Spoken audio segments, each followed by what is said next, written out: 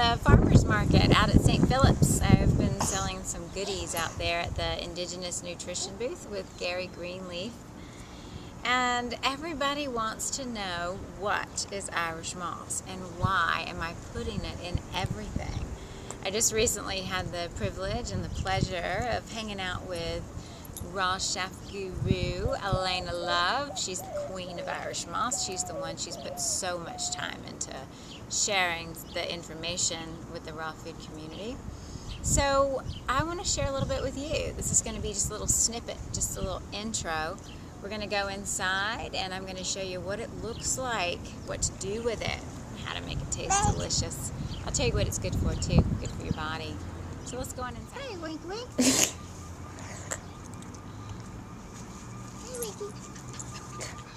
So this is it. It's Irish moss, and there's tons of sand caked in, and if you look close enough, there's even seashells. This was dried on the shores of the beach, sun bleached. So it's got all kinds of sea stuff down in there. This is the bottom of my bag. I don't have a lot of long and stringy stuff to show you. But this is straight from the bag. Again, praises, kudos. We're going to soak it. I'm going to show you how it grows, how it expands. Soak it in water that you're proud of. Good water. Don't do the tap. We call that phony water. Do some nice, vibrant, living, live spring water, especially if you go and get it yourself. And you're going to watch it grow. These look like tiny little pieces of the lungs, all shriveled up and unhealthy lungs. So let me show you what it looks like just after an hour or two. It's a small piece that's just been soaked for just like an hour. And of course we'll jump back on it in another couple of hours and show you how this is just maybe 2 hours later. It's grown and it's going to keep growing. All right, we've got about maybe 5 to 6 hours now. So this is really opened up.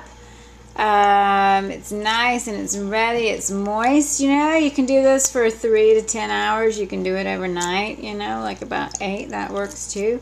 We're ready to go. Rinsing well in cold water. Making sure all the little salt, sand, rocks, all that stuff gets out. Nice and cool water bath here. Bring water to our blender. We've got Irish moss. We've got water. We're about to make the gel.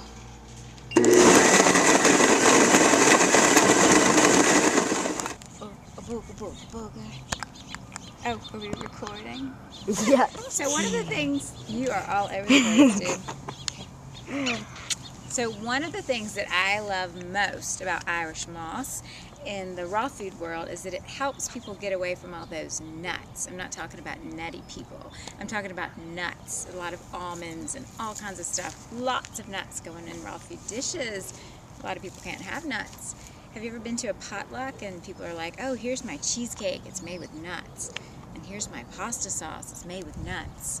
And you can have my pate made with nuts, and you can eat it with a nut cracker. It's just too many nuts. We're all nuts. So Irish moss will give you that creamy flavor. It's even going to be silkier. Your cheesecakes are going to be silkier.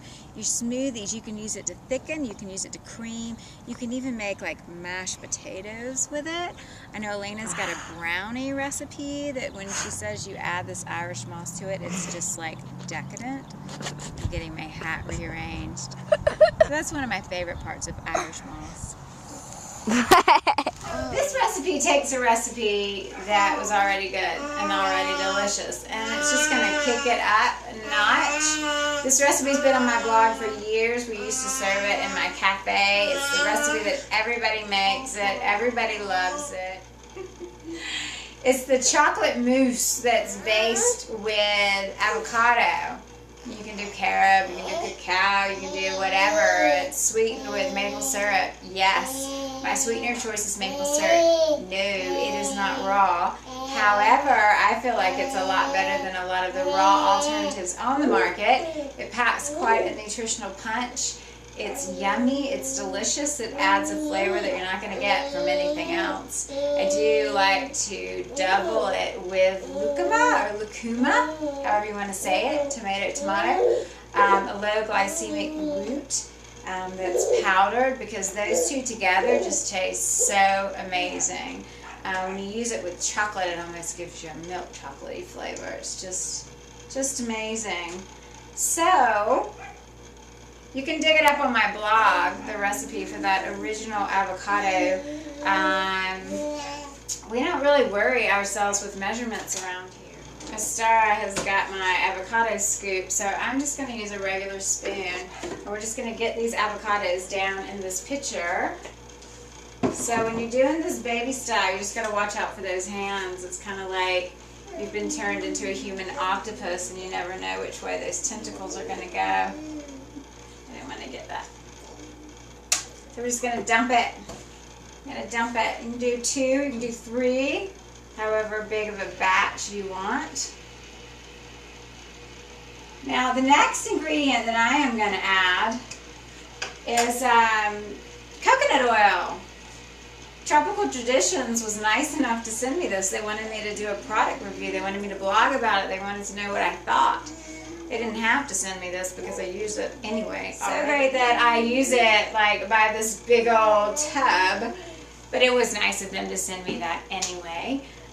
They sent me the gold label. With coconut oil, you can get coconut oil that tastes like coconut, or you can get coconut oil that does not. So it depends on what recipe you're doing. But I'm going to pour in a little here. Okay, and then I'm going to add in a little bit of pink salt. I've got some crystal salt here. Bum, ba-da-da. No doubt I use Frank's Finest, Chef Frankie G's, or I always use the Quantum Pink Salt. You can get this from the Indigenous Nutrition booth at St. Philip's Farmers Market on Sunday. Plug for Gary. I'm going to plug all my friends in here, I have to tell you, because my friends have the access to the best foods on the planet. I'm going to do my maple syrup. Now in here I've already put some vanilla extract, just because maple syrup, vanilla, lucuma, does it get any better than that? Yes, it does. It does get better. Cacao.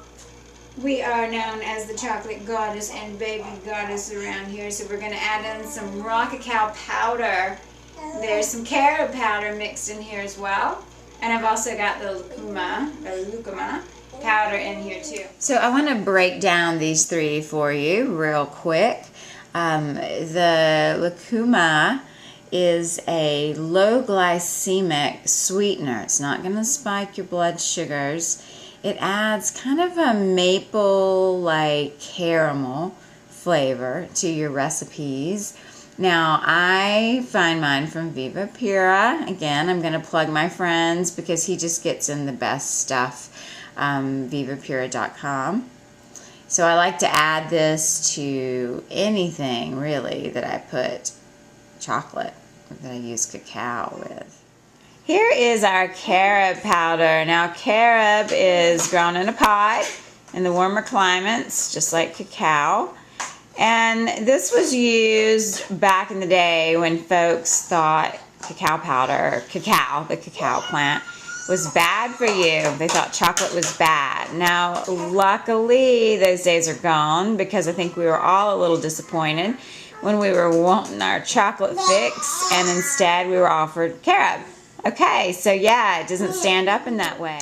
But when you combine a little bit of carob powder with a little bit of cacao powder, it tends to enhance that flavor. This is a nice no caffeine alternative. It's good for the GI tract. It's high in calcium. So I don't think it has a bad rap anymore. Just don't reach for it when you want pure chocolate. And now for my favorite superfood, raw cacao. This one is in powdered form. I could easily let this steal the show because, you know, I'm Mama B Chocolates over here and I love raw cacao. Just a quick overview, lots of antioxidants, way more than any other food. Tons of magnesium, more than you're going to find in any other food source. Chromium, incredibly high levels of vitamin C. This is cacao, folks. Chocolate in its purest form. It's what we love. It's what we crave. And there's a good reason for it. Now, my kid likes it sweet. So I'm going to add a little bit of coconut sugar down in here too. It's low glycemic, unlike the maple syrup. But I've got enough maple syrup in there to give it that incredible flavor. So I'm going to put about a half a cup of our Irish moss in here. I'm going to run the blender, so I'm going to cover the baby's ears and put you on hold for just a minute. And we'll show you the finished product. He's going to be good. Yeah, he's going to be good. So here it is, our finished pudding that everyone's been waiting for. I literally have a line of kids waiting to eat all of the pudding that we made. I like to blob it down on the top of fresh fruit. I topped it with some nuts. Hard to believe that this delicious fudge-like treat is a rich source of nutrients, particularly minerals and antioxidants. It helps all mucous membranes. It helps the lungs, so it's got anti-coughing properties. It will help alkalize the pH. Yummy, something that you can enjoy. You can feel good about giving this to your kids, so enjoy. So another favorite way of enjoying it is coming up next. Pull up these molds, you put them in the freezer, you let them sit overnight. The next morning you've got these amazing little fudge sickle bites that are just incredible. Folks, these tiny little fudge hearts, this frozen. Toss it in your recipes as you go. We're talking simple, raw food, fast. Enjoy.